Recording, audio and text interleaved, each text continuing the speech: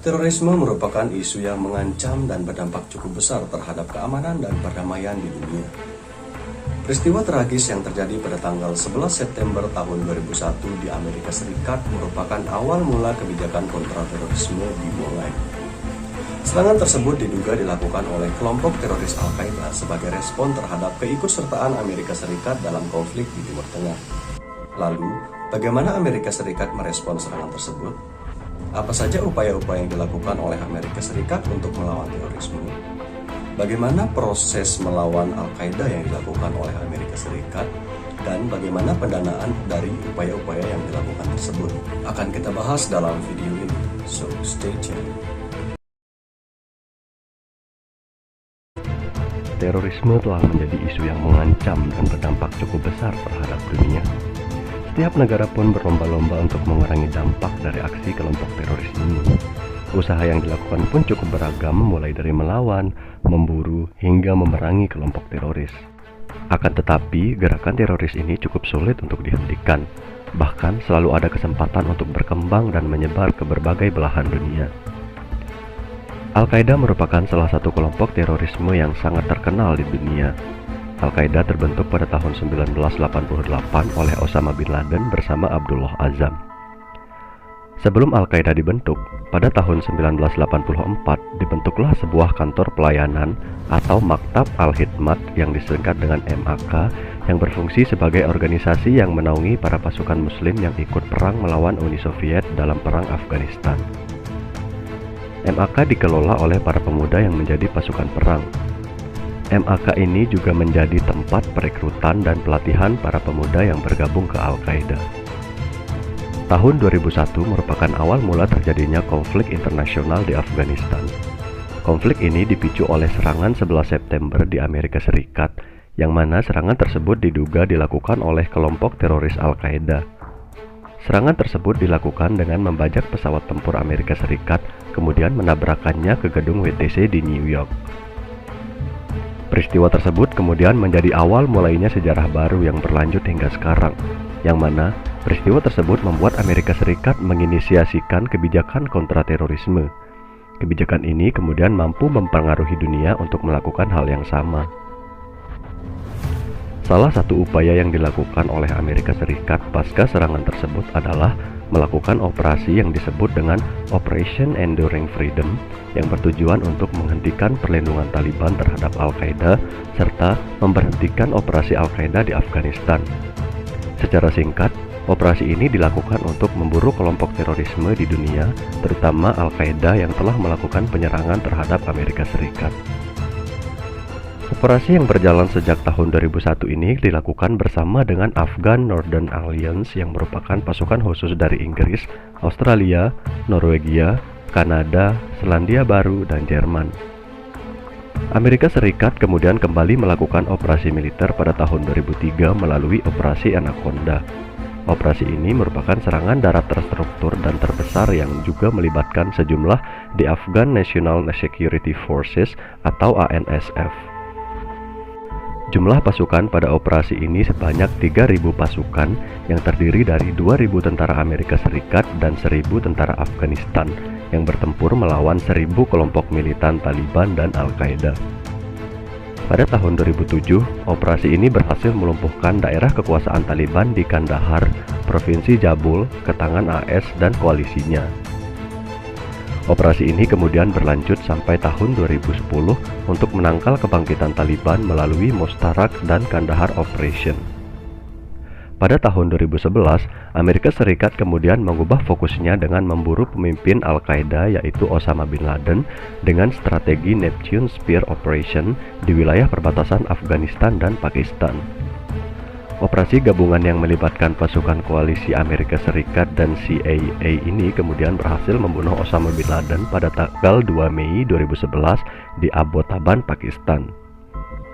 Operation Enduring Freedom ini kemudian secara tidak resmi berakhir pada masa pemerintahan Barack Obama. Amerika Serikat kemudian memutuskan untuk menarik kembali pasukan mereka yang berjumlah 1.000 tentara Amerika Serikat yang berada di Afghanistan pada akhir dekade 2011. Kemudian, 23.000 lainnya ditarik pada tahun 2012.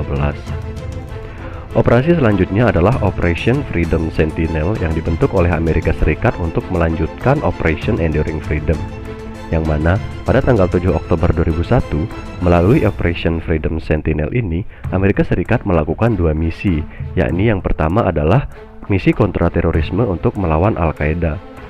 Kemudian, misi kedua adalah untuk membantu pasukan Afghanistan dan Kementerian Pertahanan Afghanistan dalam negeri untuk membangun kapasitas kelembagaan atau sistem pertahanan mereka. Misi ini didukung dan dipimpin oleh NATO, yang mana dalam implementasinya, NATO dan Amerika Serikat melakukan pelatihan-pelatihan kepada pasukan Afghanistan. Di bawah otoritas Operation Freedom Sentinel ini, Amerika Serikat dan koalisinya juga membantu dalam menyediakan dukungan tempur seperti alat pertahanan udara dan menyiapkan pasukan intelijen dalam mengawasi dan mengintai pasukan keamanan Afghanistan untuk melawan pasukan Taliban dan organisasi teroris yang lain. Departemen Luar Negeri Amerika Serikat mendukung Operation Freedom Sentinel ini dengan upaya diplomatik untuk mencapai negosiasi penyelesaian politik di Afghanistan. Jumlah pasukan pada operasi ini yang tercatat pada Agustus 2015 terdapat sekitar 10.500 personel militer yang berasal dari Amerika Serikat dan NATO yang ditugaskan untuk misi Operation Freedom Sentinel. Dari total sekitar 16.400 orang ini, termasuk di dalamnya adalah personel militer Afghanistan sebanyak 9.000 orang, 700 orang personel sipil dari Departemen Pertahanan Amerika Serikat, dan 6.700 orang personel nasional negara ketiga. Selain itu, terdapat juga 10.700 orang kontraktor yang bekerja untuk mendukung misi operasi perdamaian ini.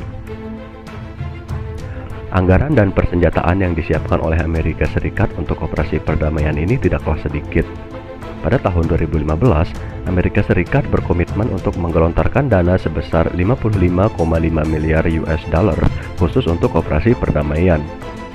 Dana yang cukup besar ini kemudian dialokasikan untuk pemeliharaan perdamaian, personel, dan untuk pemeliharaan persenjataan. Selain pendanaan, persenjataan juga merupakan komponen yang sangat penting dalam membantu pemeliharaan perdamaian dalam sebuah misi perdamaian.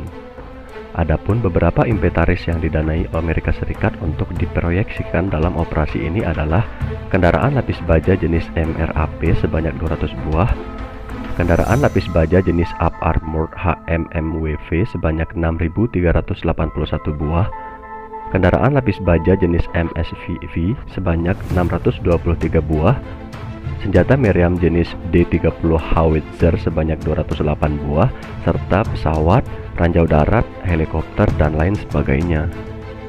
Terdapat berbagai macam bentuk operasi yang dilakukan dalam Operation Freedom Sentinel ini. Operasi yang pertama adalah operasi yang dilakukan oleh The Afghan National Defense and Security Forces dalam menanggapi bencana alam. Pasukan keamanan ini secara rutin memberikan bantuan tenaga kerja dan kendaraan untuk membersihkan jalan serta memfasilitasi akses bagi organisasi non-pemerintah. Tidak hanya itu, mereka juga menyediakan airdrop untuk makanan, air, dan pasokan medis selama keadaan darurat yang membutuhkan respon tingkat nasional. Operasi selanjutnya adalah operasi kontraterorisme yang dilakukan oleh pasukan Amerika Serikat dan Afghanistan. Operasi secara besar-besaran ini dimulai pada tanggal 7 Oktober tahun 2015 di Provinsi Kandahar, yang mana di dalamnya termasuk 63 serangan udara yang dilakukan oleh Amerika Serikat dan terdapat lebih dari 200 pasukan gabungan kedua negara untuk menumpas jaringan Al-Qaeda yang terletak di dua lokasi terpencil. Kemudian bentuk operasi selanjutnya adalah program bantuan anti-terorisme yang bertujuan untuk membangun kapasitas keamanan Afghanistan dalam respon krisis kontra terorisme, meningkatkan kepemimpinan, manajemen, kemampuan koordinasi, serta membangun kontrol perbatasan darat Afghanistan dan kapasitas larangan transit, terutama yang berkaitan dengan kerjasama regional dan interoperabilitas bersama. Pada akhirnya, program ini berhasil menunjukkan peningkatan kapasitas pasukan keamanan Afghanistan dalam mencegah, mendeteksi, dan menanggapi ancaman teroris serta meningkatnya interoperabilitas dan komunikasinya dengan rekan-rekan keamanan di perbatasan Pakistan. Alright, itu saja pembahasan untuk beberapa pertanyaan yang tadi. Semoga penjelasan kami cukup jelas dan semoga bermanfaat bagi kita semua.